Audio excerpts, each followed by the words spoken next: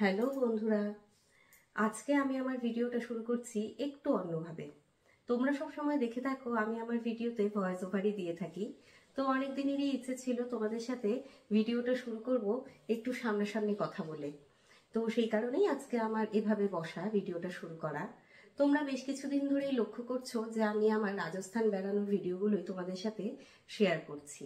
আমার রাজস্থান ভ্রমণ শুরু হয়েছিল জয়পুর থেকে আজমের শরীফ, পুষ্কর হয়ে চিত্তরগড়ে চলে গেছিলাম, আর তারপর চিত্তরগড় থেকে চলে গেছিলাম উদয়পুরে। তোমরা এখনো পর্যন্ত আমার রাজস্থান ভ্রমণের 3টে পর্বই দেখেছো, আর আজকে আমি তোমাদের সাথে শেয়ার করব রাজস্থান ভ্রমণের 4র্থ পর্ব, যেটা কিনা উদয়পুর সাইট সিইং। তাহলে চলো আমরা আর কথা না বাড়িয়ে ভিডিওটা শুরু করি। রাজস্থান ভ্রমণের 4র্থ পর্বে আমরা ঘুরে দেখব উদয়পুর। চিত্তরগড় থেকে লাঞ্চ সেরে আমরা বেরিয়ে পড়ি উদয়পুরের উদ্দেশ্যে। আমরা যেহেতু নীলসীমানা ট্রাভেলসের সাথে ট্যুর করছি, তাই আমাদের গ্রুপের বাহন ছিল 2টো ভলভো বাস। চিত্তরগড় থেকে উদয়পুরের দূরত্ব প্রায় 110 কিলোমিটার, সময় লেগেছিল 2 ঘন্টা। উদয়পুরে আমরা যে হোটেলে উঠেছিলাম সেই হোটেলটার নাম ছিল নারায়ণা। এটা একটা 3 স্টার হোটেল। তোমরা মেক মাই ট্রিপ, booking.com, গোয়াইবিবো, অ্যাগোডা থেকে বুক করে নিতে পারো। এই হোটেলের রুম ট্যুরটা আমি তোমাদের সাথে আরেকটা ভিডিওতে শেয়ার করে নেব। আচ্ছা, রাতে আমাদের মেনুতে ছিল কাতল ভাপা, আর তার সাথে ছিল আরও টেস্টি কিছু খাবার। পরের দিন সকালে সেজেগুজে আমরা বেরিয়ে পড়েছি। আমাদের উদ্দেশ্য হলো উদয়পুর সাইট সিইং, যেখানে আমরা দেখে নেব city palace, Pichola lake, Moti Magri, Fateh Sagar lake. দেখো, প্রথমেই আমরা চলে এসেছি মতিমাগরি বা পার্ল হিল। এখানে আছে রাজপুত বীর মহারানা প্রতাপের স্ট্যাচু। এই মূর্তিটি ব্রোঞ্জের তৈরি। এখানে পাশেই আমরা দেখতে পাচ্ছি ফতেসাগর লেক ভিউ। এর পাশে আছে একটা গার্ডেন, এবং গার্ডেনের চারপাশটা আমরা ঘুরে দেখেছি, ভীষণ সুন্দর।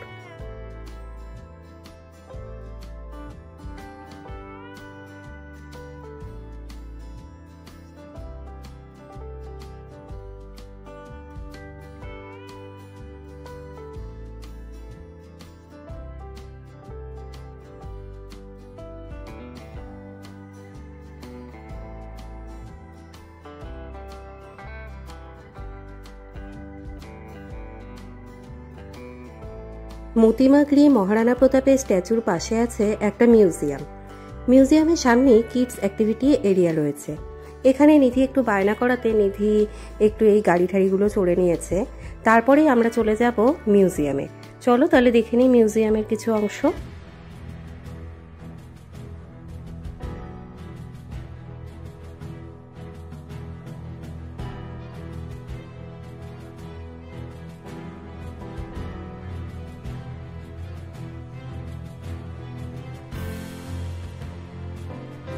মতিমাগরির পর আমরা চলে এসেছি ফতেসাগর লেক দেখতে। এখানে আমরা বোটিংও করেছি। তোমরা জানো তো, উদয়পুরকে কিন্তু লেক সিটি বলা হয়। এখানে অনেক কয়টি জলাশয় বা লেক রয়েছে দেখেই উদয়পুরকে আমরা লেক সিটি বলে থাকি। ফতেসাগর লেকে বোটিং করতে আমাদের এক একজনের টিকিট পড়েছিল 90 টাকা।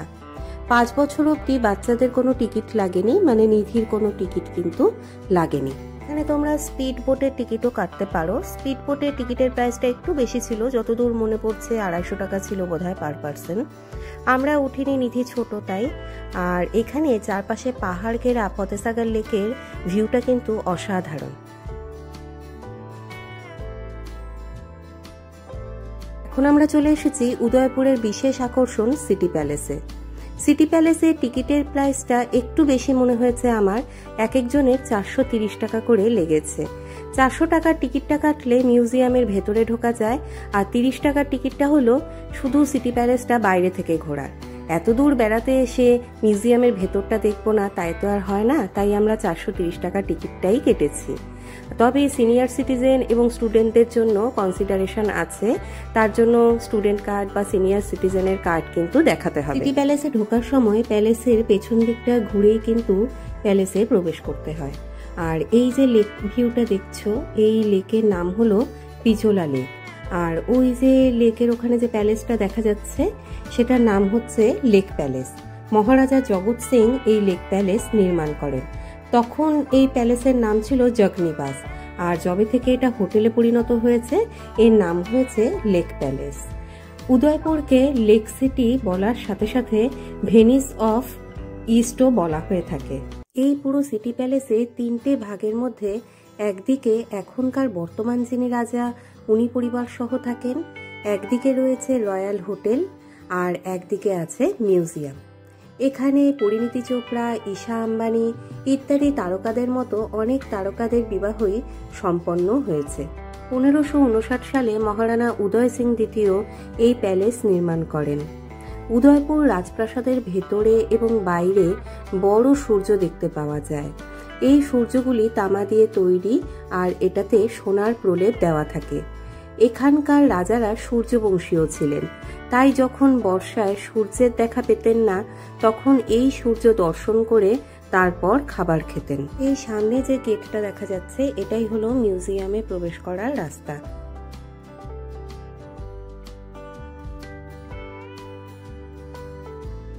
এই যে বড় দরজাটা দেখতে পাচ্ছ এর নাম হলো তোরণ পোল। এই তোরণ পোলের তোরণটি লাগিয়েছিলেন রানা অরবিন্দ সিং তার মেয়ের বিয়েতে। এখানকার রানারা হাতির ব্যবহার করতেন, আর সেই কারণেই দরজাগুলো এত বড় বড়।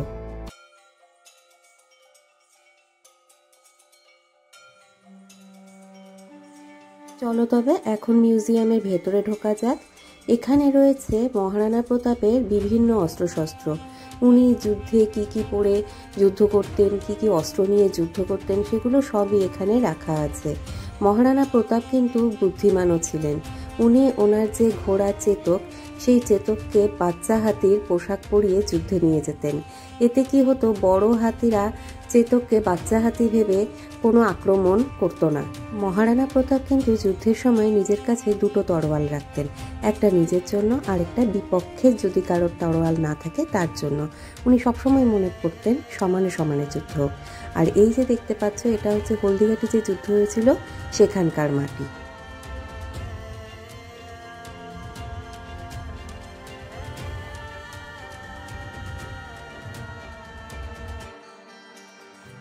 রাজপ্রাসাদ ঘুরতে ঘুরতে আমরা এখন রাজপ্রাসাদের অনেকটাই উপরে উঠে এসেছি। আর এতটা উপরে ওঠার পরে এখানে এত বড় বড় গাছ দেখে আমি পুরো অবাক হয়ে গেছিলাম যে কি করে এত তলার উপরে এত বড় বড় গাছ আসলো। তারপর বুঝতে পারলাম এই রাজপ্রাসাদ পাহাড়ের ধাপে ধাপে তৈরি হয়েছে, আর এগুলো হচ্ছে পাহাড়ের ধাপেরই কোনো গাছ যেটা কাটা হয়নি। আর এখান থেকে দেখো পুরো উদয়পুর সিটিটাকে দেখা যাচ্ছে, কি অপূর্ব লাগছে। এই রাজপ্রাসাদের ভেতরে আছে লাখকুণ্ড বলে একটা জায়গা।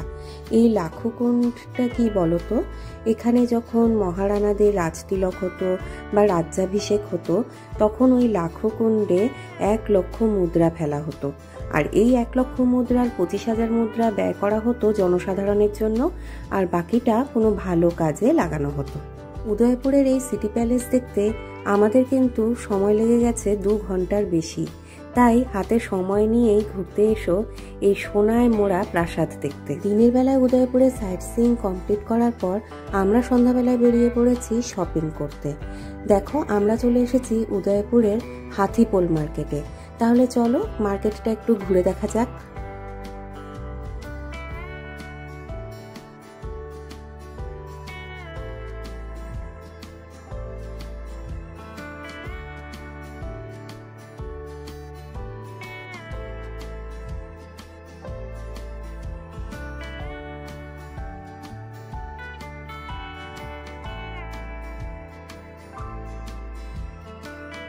উদয়পুরে আমরা ছিলাম 2 দিন।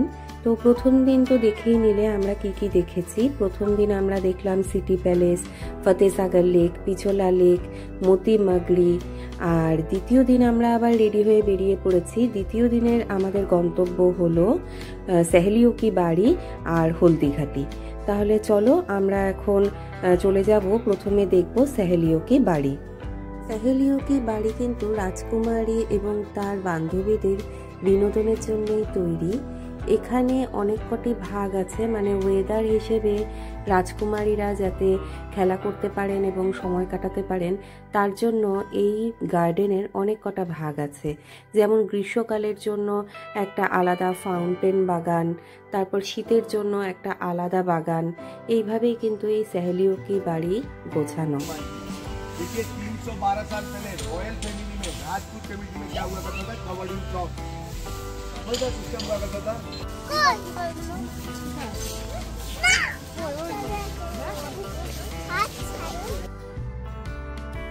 আমার আজকের উদয়পুরের ভিডিওটা তোমাদের কেমন লাগলো তোমরা আমাকে জানিও কমেন্টের মাধ্যমে।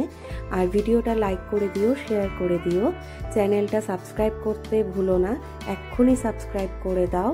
আমরা এখন सहेलियों की বাড়ি ঘোরার পর তারপর চলে যাব হলদিঘাটি বেড়াতে। আর ততক্ষণের জন্য তোমরা ভালো থেকো, সুস্থ থেকো। এরপর দেখা হচ্ছে নতুন একটা ভিডিও নিয়ে। টাটা।